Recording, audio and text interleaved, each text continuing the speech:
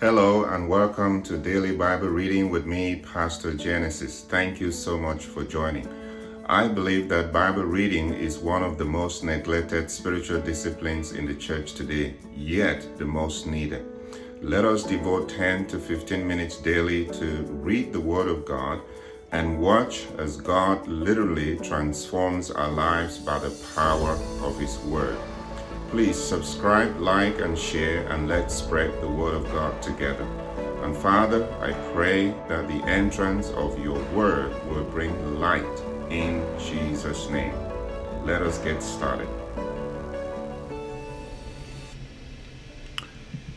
2 Chronicles chapter 22. The people of Jerusalem made Ahaziah, Jehoram's youngest son, king in his place, since the raiders who came with the Arabs into the camp had killed all the oldest sons. So Ahaziah, son of Jehoram, king of Judah, began to reign. Ahaziah was 22 years old when he became king, and he reigned in Jerusalem 1 year.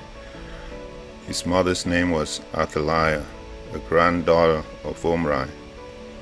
He too followed the ways of the house of Ahab, for his mother encouraged him to act wickedly.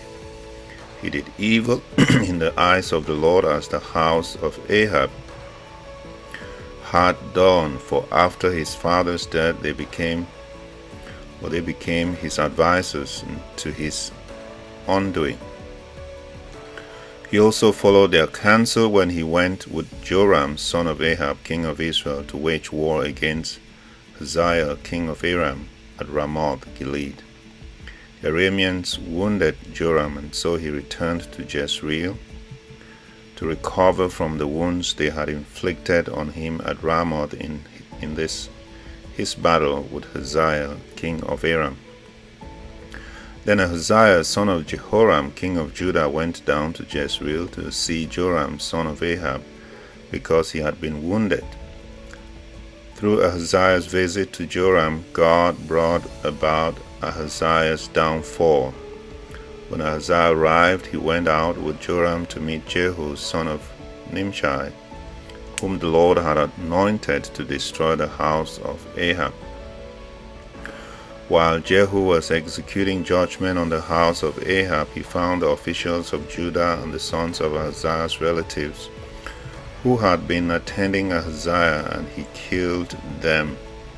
He then went in search of Ahaziah, and his men captured him while he was hiding in Samaria. He was brought to Jehu and put to death.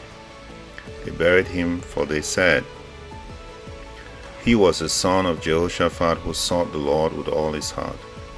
And so there was no one in the house of Ahaziah powerful enough to retain the kingdom.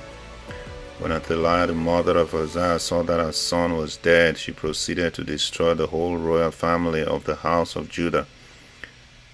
But Jehosheba, the daughter of King Jehoram, took Joash, son of Ahaziah, and stole him away from among the royal princes who were about to be murdered, and put him in his nurse in a bedroom. Because Jehosheba, the daughter of King Jehoram and wife of the priest Jehoiada, was Ahaziah's sister, she hid the child from Athaliah, so she could not kill him. He remained hidden with them at the temple of God for 6 years, while Athaliah ruled the land. 2 Chronicles chapter 23. In the 7th year, Jehoiada showed his strength. He made a covenant with the commanders of units of 100, Azariah, son of Jeroham, Ishmael, son of Jehohanan, Azariah, son of Obed, Maaseiah, son of Adaiah, and Elishaphat, son of Zikri. They went throughout Judah and gathered the Levites and the heads of Israelite families from all the towns. When they came to Jerusalem, the whole assembly made a covenant with the king at the temple of the Lord. Jehoiada said to them, "The king's son shall reign, as the Lord promised concerning the descendants of David. Now this is what you are to do. A third of you priests and Levites who are going on duty on the Sabbath are to keep watch at the doors, a third of you at the royal palace, and a third at the fountain gate. And all the others are to be in the courtyards of the temple of the Lord. No one is to enter the temple of the Lord except the priests and Levites on duty. They may enter because they are consecrated, but all the others are to observe the Lord's command not to enter. The Levites are to station themselves around the king, each with weapon in hand.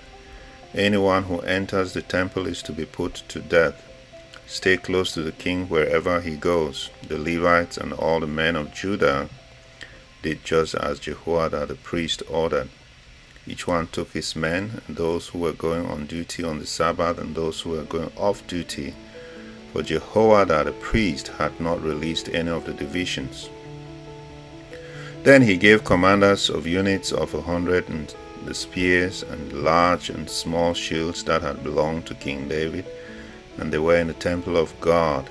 He stationed all the men, each with his weapon in his hand, around the king near the altar and the temple, from the south side to the north side of the temple.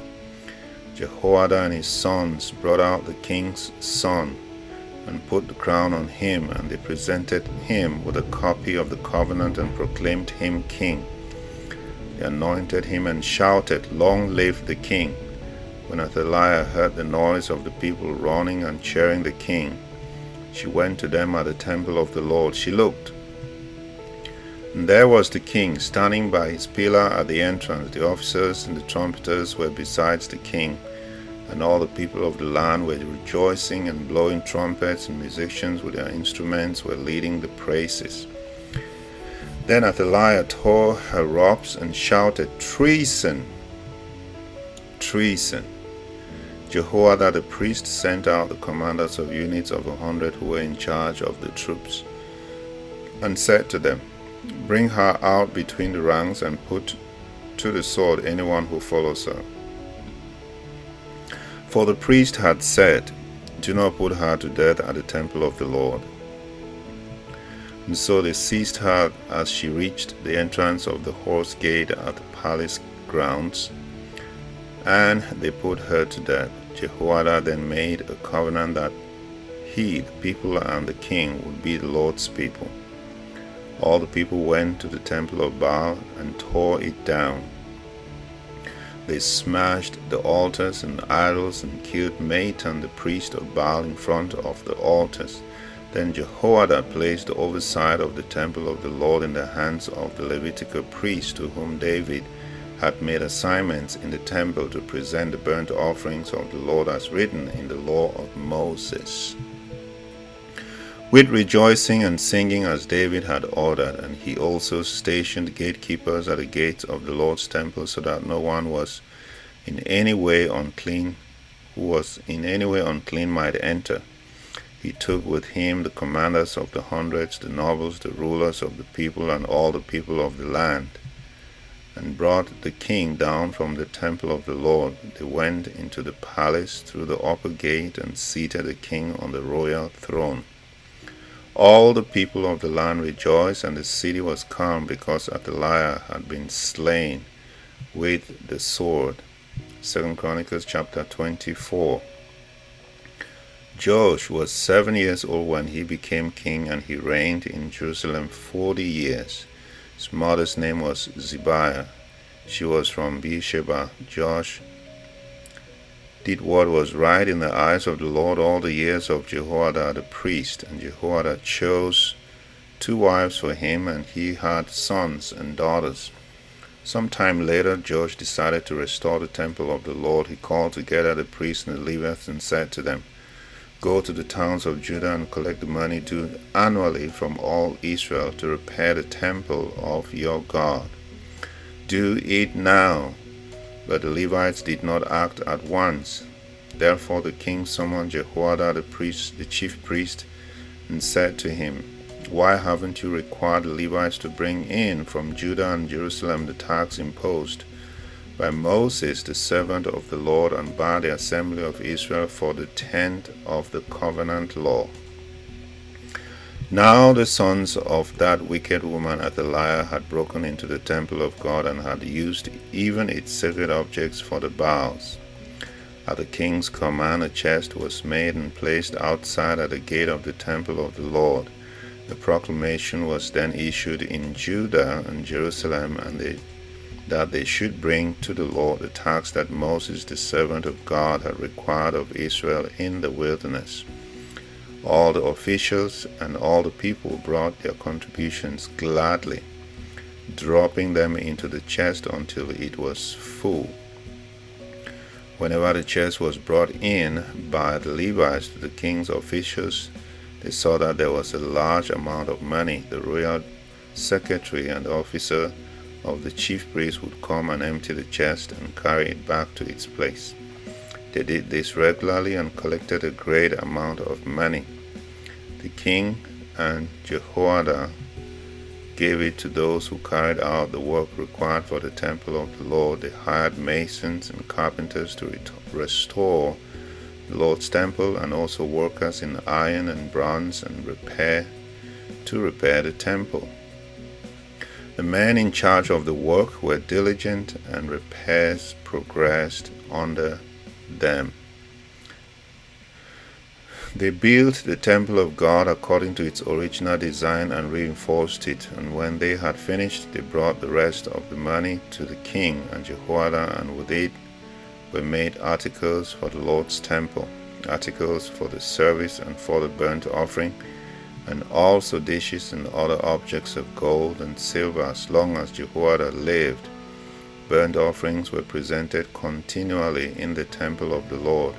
Now Jehoiada was old and full of years, and he died at the age of 130. He was buried with the kings in the city of David because of the good he had done in Israel for God and his temple. After the death of Jehoiada, the officials of Judah came and paid homage to the king, and he listened to them. They abandoned the temple of the Lord, the God of their ancestors, and worshipped Asherah poles and idols. Because of their guilt, God's anger came on Judah and Jerusalem. Although the Lord sent prophets to the people to bring them back to him, and though they testified against them, they would not listen. Then the Spirit of God came on Zechariah, son of Jehoiada, the priest. He stood before the people and said, "This is what God says, why do you disobey the Lord's commands? You will not prosper, because you have forsaken the Lord, he has forsaken you." But they plotted against him, and by order of the king they stoned him to death in the courtyard of the Lord's temple. King George did not remember the kindness of Zechariah. Zechariah's father Jehoiada had shown him, but killed his son, who said as he lay dying, "May the Lord see this and call you to account."